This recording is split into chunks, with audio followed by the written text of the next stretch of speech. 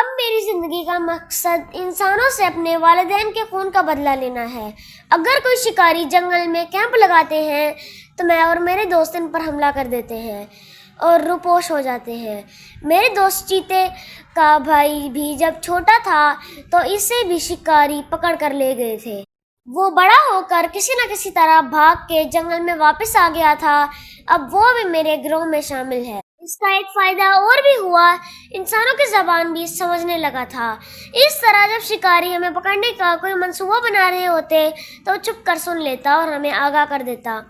کچھ عرصے بعد ایک آدمی اپنے گھر والوں کے ساتھ جنگل میں آیا۔ وہ ایک بڑی اور مضبوط گاڑی میں آئے تھے۔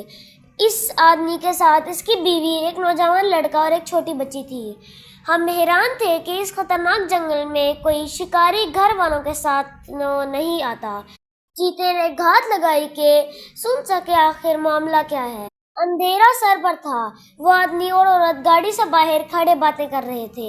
اس آدمی نے کہا، میرے دشمن سوچ بھی نہیں سکتے کہ ہم اس خطرناک جنگل میں روپوش ہو سکتے ہیں۔ مجھے وہ فائل لازمی کمشنر تک پہنچانی ہوگی۔ ہمارے ملک کے غداروں نے ملک کو تباہی کے دہانے تک پہنچا دیا ہے۔ میں صبح ہی محفوظ راستے سے روانہ ہو جاؤں گا۔ عورت بہت پریشان لگ رہی تھی۔ بولی، مجھے بہت خوف آ رہا ہے۔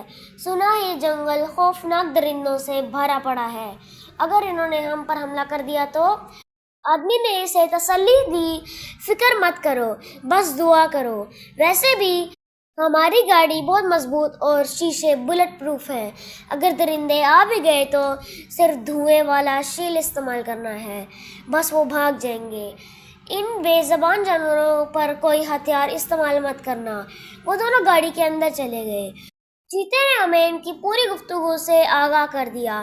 میں سوچ میں پڑ گیا کہ انسان بھی کوئی اچھا کام کر سکتے ہیں، کیونکہ اب تک انسانوں نے ان پر ظلم ہی کیا ہے، مگر یہ آدمی اپنی اور اپنی بیوی بچوں کی جان خطرے میں ڈال کر بھی جانوروں کی بھلائی کی بات کر رہا ہے۔ میں نے تمام ساتھیوں کو اپنے منصوبے سے آگاہ کر دیا کہ صبح جب یہ آدمی روانہ ہو تو کوئی اس پر حملہ نہیں کرے گا، بلکہ چھپ کر اس کی بیوی و بچوں کی حفاظت کرے گا۔ صبح ہوتے ہی وہ آدمی روانہ ہو گیا۔ ہم اس کی بیوی بچوں پر نظر رکھے ہوئے تھے۔ اگلے دن چیتے نے بتایا کہ وہ عورت اپنے بیٹے سے کہہ رہی تھی، حیرت کی بات ہے، تمہارے پاپا تو کہہ رہے تھے کہ یہ جنگل بہت خطرناک ہے، مگر مجھے تو ایک لومڑی تک نظر نہیں آئی۔ وہ لڑکا بھی حیران تھا۔ یہ سن کر چیتا بھی مسکرانے لگا۔ کچھ دیر بعد اچانک کچھ گاڑیوں کی گڑگڑاہٹ کی آوازیں آنا شروع ہو گئی۔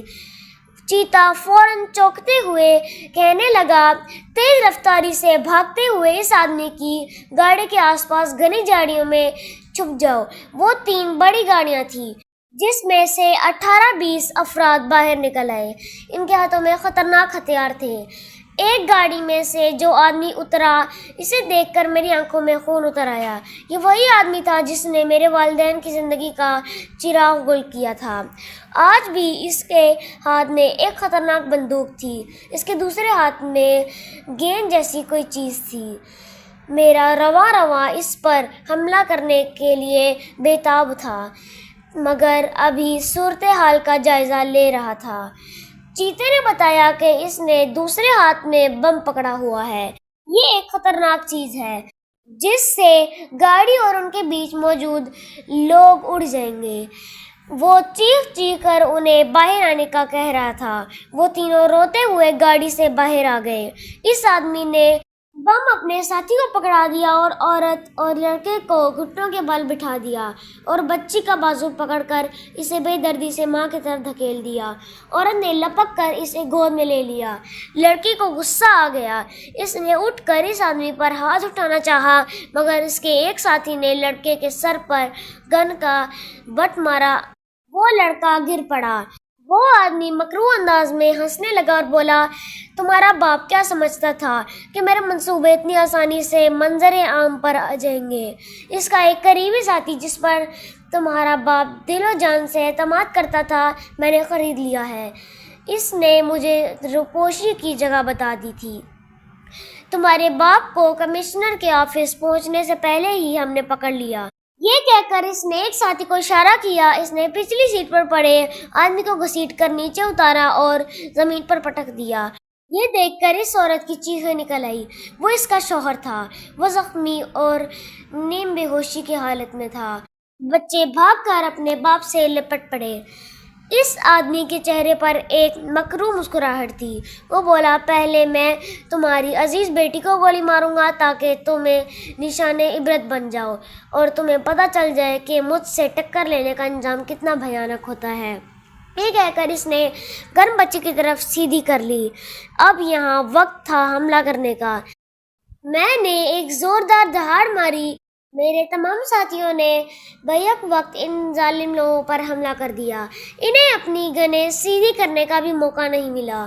وہ آدمی اور اس کی بیوی بچے حیرت سے یہ منظر دیکھ رہے تھے کہ کوئی درندہ ان کی طرف دیکھ بھی نہیں رہا.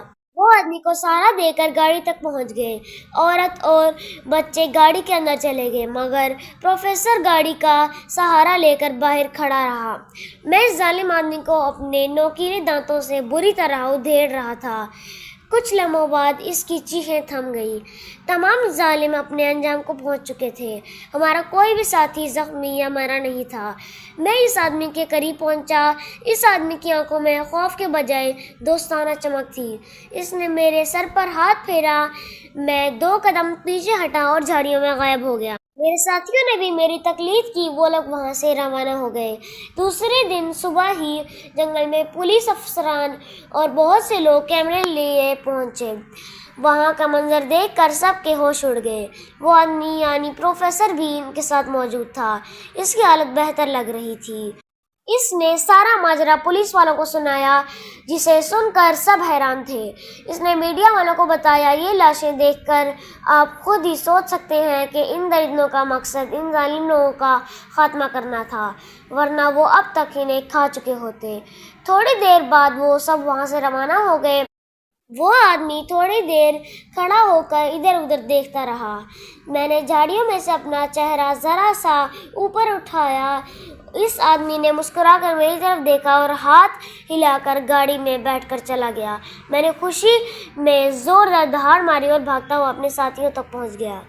پیارے دوستو, آج کے لیے اتنا ہی. ملتے ہیں آپ سے ایک نیکسٹ ویڈیو میں. تب تک کے لیے اللہ حافظ. Like, share and subscribe to our channel and don't forget to press the bell icon. Allah Hafiz.